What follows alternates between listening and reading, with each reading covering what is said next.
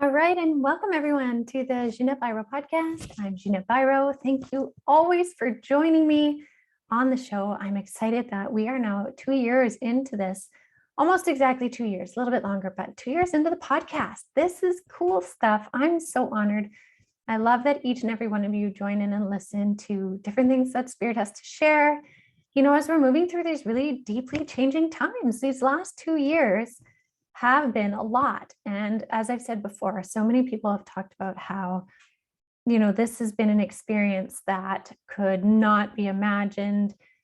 Even people who have lived a long time have said, this was not ever something I would imagine experiencing on this planet. I've never been in this kind of situation before. All that kind of stuff with the amount of shifts and changes we've been going through, basically on every level. Like, stuff has been shifting and changing. And if we go back to what Spirit has been saying all along, that it was like these 4 years of change and growth, these power-packed 4 years from 2020 to 2024. And I believe that is through 2024. So these 4 years are like 100 years worth of change condensed into 4. That is rapid change, big things happening on the regular. And we have been seeing that. I'm sure all of you listening are like, absolutely. And we're going to continue to see that because, again, we're only halfway through it. But for those that have been doing the work, for those that have been looking inward, cleaning up what they can within self, shifting things, letting go, mending, all of those things, for those that have been doing that, these next couple years, although could still be triggering in many ways, we have gained tools. And I talked about this before. We've gained tools over these last couple of years to help us maneuver these next few years. So yes, we're in the middle, and yes, it's tiring. Yes, there's a lot, but think of how far you have come. You have come so far in your growth, in your ascension, in who you are as a human, how you carry yourself, your connection to the higher realms, your guides, even what you wish for the world. You have changed, and that's beautiful. And so Spirit really wants to, give you a really big pat on the back for all of the growth, and also to really recognize how much more growth is to come, but to really change the perspective of what that means. Again, that doesn't mean it has to be inner turmoil. And I want to say, in a lot of readings I've been doing, I've been noticing the messages have been, there's been a consistency. And I love that because that talks to me about the collective. And the consistency has been the amount of external stuff happening for many people does not have to be about them. They've already cleared that situation, theme, whatever it may be in their personal life. Now, although that thing may be happening to people outside of them, either family, in their community, or even they're just seeing it in society in general, they will realize it is not them that is having to go through the digging and cleaning. They've already done it. And so there's going to be a lot of observation. And in that observation, you're going to be able to recognize how far you have come, how much you have grown. And that's a really good thing. And so Spirit keeps saying, keep that perspective of not jumping the gun and assuming everything is about you or to do with you or anything like that, is recognize how much is actually just external to you and focus on your internal world. Because all of that being said, I'm getting to the message of what they wanted me to share today. And the first part is about not letting this experience harden your heart. And this is a really big thing. Don't let this make you bitter, cold, aloof, or detached, or angry. Because oftentimes when we are put under stress, duress for a long amount of time, we try to find a way to deal with it. And for some people, it is like detaching and becoming really void, like this void look at reality of just like, I don't know, and they're almost frozen, right? So we see that sometimes. We see others react in anger. We see others react in depression or sadness. And then sometimes we see people being really like bitter and cold, or just really aloof, as in like whatever, like detached again, but carelessness. And although those are coping mechanisms, and sometimes, honestly, we will fall into that for a period of time. But if you can catch yourself whenever you fall into that and bring it back to what is triggering me to be in this position, And then how can I get myself out of it? Because there's always a path out. And if we can recognize those times where the outside wants to create or wants to affect us in our way of dealing is becoming hardened in the heart, we can then shift the path, because a hardened heart will harden you to experiencing the emotions of joy as well. And that's the thing that I've seen over and over, and I've experienced it with myself too. I remember way back in the beginning of my journey, Spirit was like, you need to open your heart. And I would have assumed I had an open heart, but I also had certain guards up. And I remember when those guards started to break down, it was shocking that, number one, I had them up and so rigid, but also how it was blocking me from fully experiencing joy. How I didn't realize that those guards that helped me feel protected in many ways also prevented the energy of flow of joy and happiness and bliss and contentment to come in. It just kind of, whenever we have these fences around our heart, it holds us sort of stuck. And again, there are some cases where we need to do that for a little bit at first before we can find our solid ground and begin to heal. But if you have been doing the healing, it's good to check in on your heart space. Is your heart open?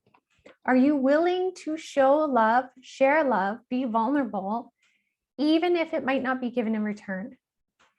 Are you willing to be comfortable enough with who you are and love yourself enough that it's okay if others don't agree or don't see your perspective? Also, are you willing to be open enough to loving compassionately somebody who maybe doesn't see the things that you do or aligns with what you align with? Can you hold space for someone else's journey?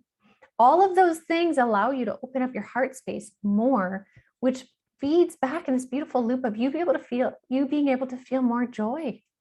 And that is so important, because remember, Spirit keeps saying joy and laughter are these high frequencies that help bring our energy up, helps us ascend, helps us grow. So notice where you are hardening your heart or putting up fences. Is that a fence that you could actually maybe take down? Or is it a fence that you need with a particular situation, point of view, a person? If it is a fence you need, that's fair. But if you've at least gone and reviewed it, if it still feels merited for a time, then keep it. But if you feel like that might be blocking you from receiving joy, maybe consider taking it down, because a hardened heart will keep you somewhat separate.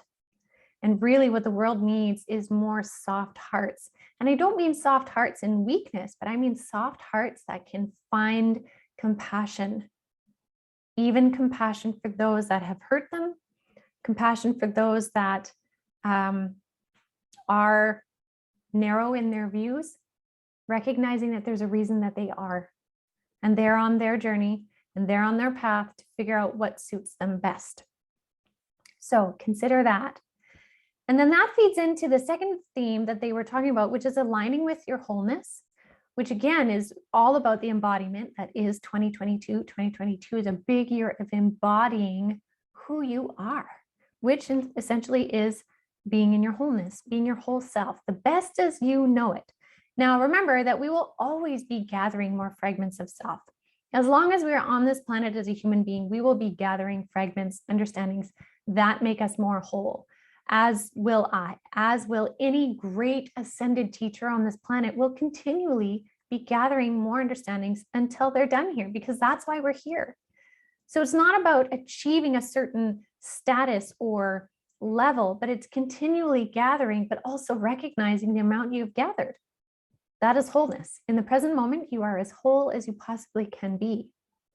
So that's why honoring the present moment is so important. But also recognizing what you can grow, change, become in those present moments has so much value too, something to consider. So with the idea of aligning with your wholeness is to remember that to be whole, you do not need to be perfect. You do not have to have everything figured out. You don't need to know the end of the story. You don't have to have had a perfect past. You don't have to have never made a mistake in your life to be whole. In fact, mistakes, misjudgments, wrong turns, however you want to see it, are actually some of our greatest teachers to help us get into alignment, to recognize what we do want to align with and what we don't. Sometimes we have to experience things we don't want to align with in order to know what we do want to align with. Again, that's the duality of being on planet Earth. That's why we came here as a human. Once we know that, though, we can take the energy of when we recognize something didn't feel right versus the energy of when we recognize something did, and use that as a template moving forward. We can then use that energy of alignment as we move forward. And that is such a gift, because that helps us know what feels right for us and what doesn't. And the more aware of that you become, the more aware you are of frequency. And again, we talked about 2022 being frequency based, recognizing things, food, people, situations by frequency. You can recognize the frequencies that align with yours. And when something doesn't, it'll be very uncomfortable. And that's a great thing to notice, because then you can question what it is and shift it however you need. So recognize the wholeness that you are in every moment and be willing to adjust and shift and accommodate that as it morphs and changes, because we are not meant to be exactly the same from one moment to the next. I mean, if I think of who I was 20 years ago, I'm so vastly different, yet the same current runs through me. But my perspectives of so many things are so different, and you could call that maturity. And I would imagine if I listen to this podcast in 20 years from now, I'll say like, man, did I ever change even from that moment? This moment here is what matters. And so recognizing that we have a power to really honor who we are as a human and honor our reason for being here in our journey and the path of discovery. And so then the last thing they wanted to talk about was this idea of the path of least resistance. And so the statement is, when all doors seem closed, it is because you've not tried to open the correct one yet. And it's interesting because I had a conversation with my son about this recently, and it was about failure. And I tried to explain this concept of the doors, and he kind of got it and kind of not. And I tried to find the different ways to explain it to him. And we ended up talking about inventors and how inventors, when they're trying to build something, I mean, they have to fail hundreds of times before they tweak it just right to get the right one. And that if everything was so easy as a simple snap of the fingers of creation, we wouldn't learn the process. And it's the process of creating something, even if that creation is you. It is the process that gives us so much more context for many other things, because what we have to realize is when we are learning something and we keep failing at it, we're actually gaining a way bigger foundation of self, of understanding, of wisdom than if we figured the thing out the first time. And there's a value in that. But fortunately, unfortunately, often we see that value in retrospect, meaning when we look back at it, we see all the value pieces. And I think in many ways that's a gift in itself, because sometimes we need to be in that unknown. We need to be in that position of sitting there wondering, what the heck? What's going on? Why isn't this working? Going back to the drawing table, trying to figure it out. We need to be in that, because that is creation. That's the creative process in action, and there's value in that. As I'm talking about, the spirit keeps showing me these like cogs in a wheel or in a clock, and this hand moving it. And when there's several cogs, you need to have it in motion to see what's working well, right? It takes some time to observe it. So there's power in observing the process. And so when we look at things from that perspective, and we try and hold on to that as we're maneuvering the human 3D perspective, sometimes it helps us take a lot of the pressure off. The pressure of self-judgment, of shame, of vulnerability, and then really allows us to step into the energy of courage and faith and empowerment. That those are such higher frequency ways of being, if you're willing to honor who you are, where you've come from, what you've gone through, and how that has led you to be the human that you are right now. And the human that you are right now matters. You matter on this planet. And that's something else Spirit wanted to say, was how some people are questioning their worth on the planet right now because they're tired and they're exhausted, and they're wondering like, oh gosh, what is 2022 going to have? And the fact that you are here on this planet means you're making a difference. Your frequency, if nothing else, is making a difference to, if nothing else, one person. But I know it's way more than one person. But you matter, or else you wouldn't be here. And so if we can start recognizing our journey has a purpose and move forward in awe and wonder of our willingness to journey. Like, think of that statement, your willingness to journey. And if I use my husband and I as an example, we have had a willingness to journey together through life. And we've talked about this before on a podcast too, of like, you know, if you ask me that you want to do something, I'm most likely going to say yes, unless it's in direct threat to your health. And we will find a way to move through whatever it is, the lesson that is that you need to learn together. And that's a really powerful thing. And so, and I'm not saying we do that perfectly by any means. There's human emotions in that. There's human fears. There's judgment. Sometimes he's like, I want to do this. And I'm thinking in my head, like, what? Why? And then I have to realize, wait a minute, that's important to his journey. It has no value to me, but that's important to him. So how can we help that happen? And vice versa, right? So when we can honor the journey, be willing to journey, that opens up this huge pathway to discovering self. And so coming back to their statement of the path of least resistance, if you have been trying over and over and over, and you're falling into kind of a tighter tunnel of shame or judgment or frustration, just recognize the door you are trying to open, it just hasn't been the right one yet. But here's the beautiful thing. If you work with the energy of 2022, being a 222, twos are this beautiful God number, if you will, God, creator, universe, Allah, source, whatever your term is. 2 is a beautiful creation number. It has, every time I say it or see it, it just has sparks, like a sparkler, like it is sparking new ideas. So if you work with the number that we are in this year of a 222 year, and anything you start on like a 2 day, especially say February 2nd, 2022, February 22nd, 2022, like if you amplify the 2s, you have an ability to maybe hit that door that you want. You might just find that door. So keep aligning with it, keep going, keep creating, keep becoming, keep taking off the layers that are preventing you from being you, and honor who you are. You are beautiful as a soul. And I got to say, anytime that I've seen souls in their purest source on the other side, they're all beautiful and pure. It's the different embodiments that create distortions based on choices. But as a soul, no matter who you are, you have a beautiful, pure soul. So remember that and honor that and allow that to come forward through your heart. And that really is the key. The entry and the exit of all things spirit in this world and beyond is through the heart space. So allow your heart to open, align with your wholeness, and keep searching for that right door. So I hope that helps you guys. I hope it inspires some, shifts and open-mindedness.